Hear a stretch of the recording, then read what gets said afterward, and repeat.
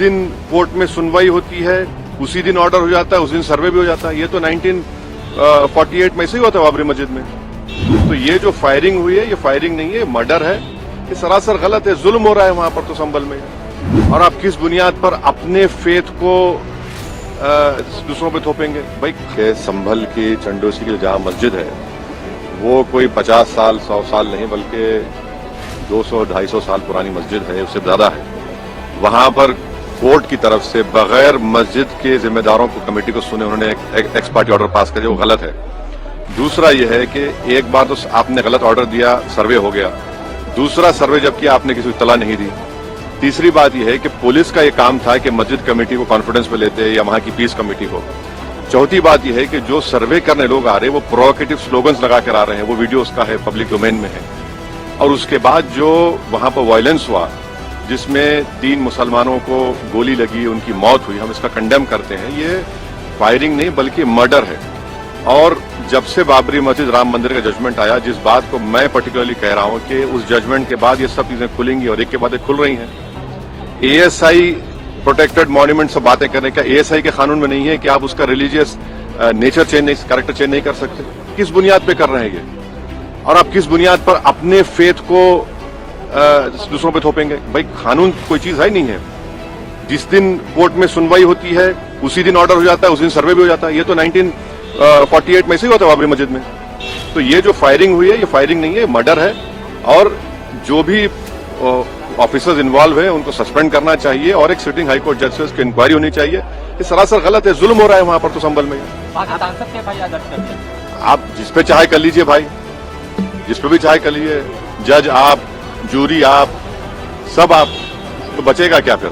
Sir JPC में आप लोगों ने समय मांगा है क्या? जी, जैसा भी आपने हमारे डेलीगेशन तरफ से बोला गया है, मैं उसको रिपीट करना नहीं चाहता। मगर स्पीकर साहब ने बड़ी इत्मीनान से हमारी पूरी जितने मेंबर्स 11 नॉन बीजेपी एमपीज गए थे उनकी बात को सुना। वो बोले कि इसके ऊपर कंसिडर करेंगे और हमको उम्मीद है कि ऑनरेबल स्पीकर साहब इसका टेन्योर बढ़ाएंगे। क्योंकि आप देखिए बंगाल नहीं गई कमेटी, बिहार हम लोग नहीं गए, उत्तर प्रदेश में शिया वक्फ की प्रॉपर्टीज को हमने नहीं देखा। तो ऐसे कई, दिल्ली के मंत्री को बुलाना है, ऐसे कई स्टेट्स है जहां पर कमेटी को जाना चाहिए। वो स्टेक होल्डर्स हैं, उनकी बात को सुनना बहुत जरूरी है।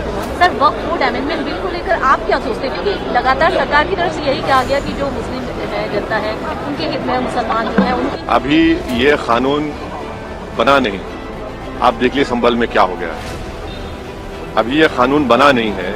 आप देख रहे हैं कि हर जगह पे बोल दिया जा रहा है कि नहीं, यहाँ पर 500 साल पहले मस्जिद नहीं थी। इस बिल में आप ये बिल आर्टिकल 26 का वायलेट करता है। ये संविधान के फंडामेंटल राइट का 26 का ग्रेव वायलेशन है। ये बिल कलेक्टर को इतने पावर्स दे रहा है कि कलेक्टर तय करेगा कि कौन सी वक्फ प्रॉपर्टी है नहीं है। ये कैसे होगा? कलेक्टर कैसा जज होगा अपने ही केस में? तीसरा, आप किस बुनियाद पर इस बिल में आप नॉन मुस्लिम को मेंबर बना रहे हैं? जितने धर्म की बुनियाद पर, चाहे वो हिंदू धर्म के एंडोमेंट बोर्ड्स हो, चाहे दिल्ली का एसजीपीसी हो या उसका एक्ट हो, या क्रिश्चियंस के जो भी उनके धर्म के संस्थान हैं, वहां पर तो कोई उसी धर्म का आदमी मेंबर बनता है। आप तो कंपलसरी स्टेट वक्फ बोर्ड में जहां पर 11 मुसलमान बनते थे वहां पर आप मेजोरिटी नॉन मुस्लिम बनाना चाह रहे हैं। सेंट्रल वक्फ काउंसिल में मेजोरिटी ऑफ नॉन मुस्लिम बनाना चाह रहे हैं। क्यों करना चाह रहे हैं आप? ये क्या मकसद है आपका? कलेक्टर को इतना पावर दे रहे हैं। तो ये आर्टिकल 26 का ग्रेव वायलेशन है और इसीलिए वक्फ को बचाने के लिए नहीं लाया जा रहा है। ये वक्फ को खत्म करने के लिए, और वक्फ बोर्ड को सिर्फ एक पोस्ट ऑफिस बना कर रखना चाह रहे हैं। तो जो वक्फ की प्रॉपर्टी है वो गवर्नमेंट की दी हुई नहीं है, इसको मुसलमानों की गाड़े खून की कमाई है, तो आप उसको छीनना चाह रहे हैं। और उतना ही मकसद है सरकार का। आप देख रहे हैं संभल में क्या हो रहा है, ऐसे ही और वाकयात होते रहेंगे। जो घटना हुई है मतलब इतनी अफसोसजनक है कि जिसका कि मैं आपके सामने बयान भी नहीं कर सकता।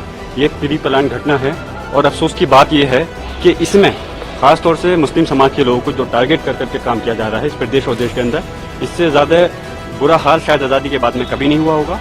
और जिस प्रकार प्लेसेस ऑफ वर्शिप एक्ट का उल्लंघन किया जा रहा है, जब पार्लियामेंट ने एक कानून बना दिया 1991 में कि 1947 15 अगस्त से जो धार्मिक सिर्फ मस्जिद नहीं, जो भी धार्मिक स्थल अस्तित्व में है उनके साथ किसी प्रकार की कोई छेड़खानी नहीं होगी, वो अपने उसके अंदर ही रहेगा। लेकिन उसके बावजूद कि जगह जगह याचिकाएं दारी जा रही हैं और सेम डे पर उसमें आदेश हो रहे हैं। सर्वे और डीएम और एसपी ने उसी दिन जाकर के सर्वे कराया और सर्वे करा करके हमने बहुत सुकून के साथ सर्वे फिर भी हमने करा दिया। लेकिन जुमे के दिन जब नमाज का वक्त था तो बहुत पुलिस फोर्स तैनात की, लोगों को नमाज पढ़ने से रोका गया वहां पर। उसके बावजूद हमने कहा कि कोई किसी प्रकार की कोई कदम उठाने की जरूरत नहीं है, आप नमाज पढ़ें, जो लोगों को नहीं पढ़ने दे रहे वो दूसरी मस्जिद में पढ़ें। लेकिन जिस दिन ये घटना कल घटित करी है, जबरदस्ती मैं पूछना चाहता हूं दोबारा सर्वे करने का मतलब क्या बनता था? अगर एक बार सर्वे कंप्लीट हो गया, दोबारा सर्वे करना चाहते थे तो कोर्ट का आदेश लाते, लेकिन फिर भी उन्होंने सर्वे किया। और जो लोग वहां पर थे, जब सर्वे के लिए ये लोग अंदर पहुंचे तो मॉब के साथ में जय श्री राम और उसके नारे लगाते हुए गए। बहुत अफसोसनाक, दुर्भाग्यपूर्ण, एक षड्यंत्र के तहत चुनाव के तुरंत बाद वहां इस तरह की परिस्थितियां पैदा की गई कि लोग उत्तेजित हों और फिर उनका दमन किया गया, एक तरफा दमन। उनके ऊपर अत्याचार और तमाम फर्जी बेगुनाह लोगों को भी फंसाने और उनका दमन करने का कुचक्र चल रहा है। पूरी तरह से सरकार और उसकी मशीनरी फेल्योर है। प्रदेश में हर तरफ दंगा, फसाद, बलवा, हत्याएं, और आप मीडिया हमारे देश की जो है उसके सहारे वो अपनी नाकामियों को भी अपनी उपलब्धियां बनाते हैं। मेरी अपील है संभल के लोगों से कि किसी भी तरह से शांति बनाएं, उत्तेजना न फैले और कानून के रास्ते से ऊपर की अदालतों से अपने लिए न्याय प्राप्त करने का प्रयास करें। सर, पुलिस ने एमपी जियाउर रहमान के खिलाफ ही मामला दर्ज कर लिया था। कर सकता है यार, कोई भी किसी पर भी कर सकता है। वो वहाँ का संसद सदस्य है, वहाँ की जनता ने उसे वोट देके जिताया है। जो व्यक्ति इस लोकतंत्र की व्यवस्था में जन विश्वास प्राप्त करके चुन के इस सदन के लिए आ गया और कोई अपराध नहीं है, उसका क्षेत्र आप जलाना चाहते हो और वो अपने क्षेत्र को जलने से बचाना चाहता है, आग लगाने वालों से अपने क्षेत्र को सुरक्षित रखना चाहता है, इस अपराध में करें। इसके लिए क्या है, कर सकते हैं, मुकदमा तो लिख सकते हैं, किसी के खिलाफ लिख सकते हैं, उसको कानून के रास्ते से उसको